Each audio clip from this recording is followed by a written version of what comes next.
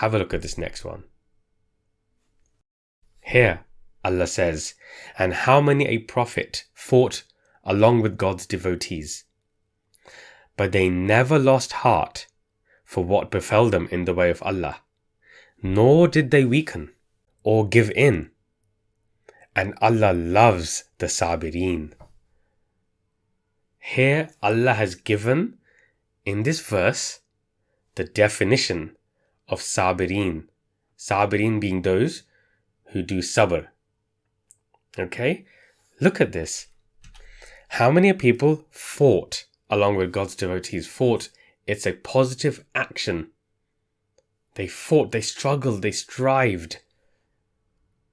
And they never lost heart. They never ever lost heart. They kept going.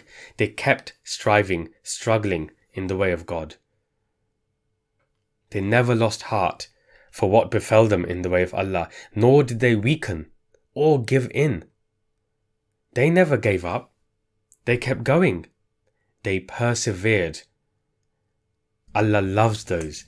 They are the Sabireen, those who are continually striving in the way of God, those who are persevering.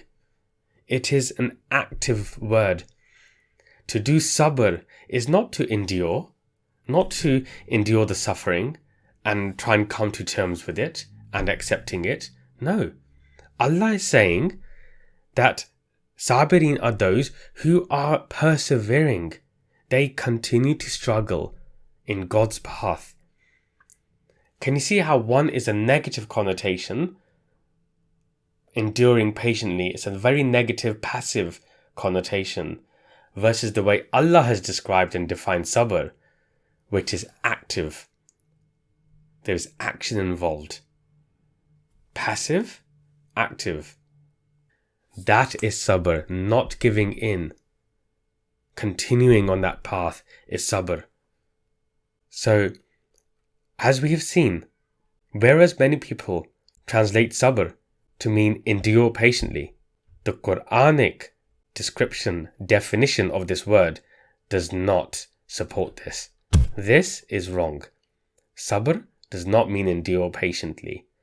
What we have seen, a better translation of the word sabr in the Quran would be to persevere, to be constant, to continuously strive.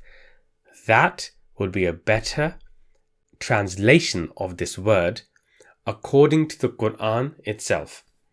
So now you might say, well, why is this important?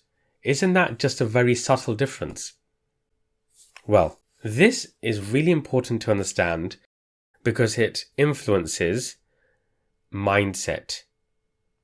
One definition of sabr, which was to endure patiently, to accept your suffering, is very passive.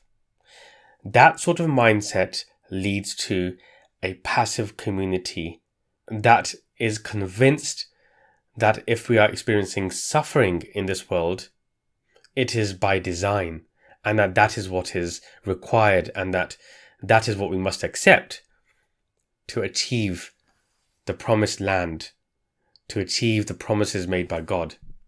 It's enduring patiently. That is a particular mindset. The other mindset is much more active. It's making a difference to society, to this world, to ourselves. And it leaves the next generation to make a further difference, and then so on and so on. It's a very different mindset, and therefore understanding the definition, the true meaning of the word sabr in the Quran is really important. Which mindset are we taught? I will leave that for you to reflect on, and let me know what you think about that in the comments.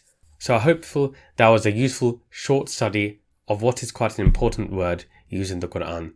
Don't forget to like this video if you found this interesting or useful, and do subscribe to our YouTube channel where we have many ongoing study videos being posted about the Quran.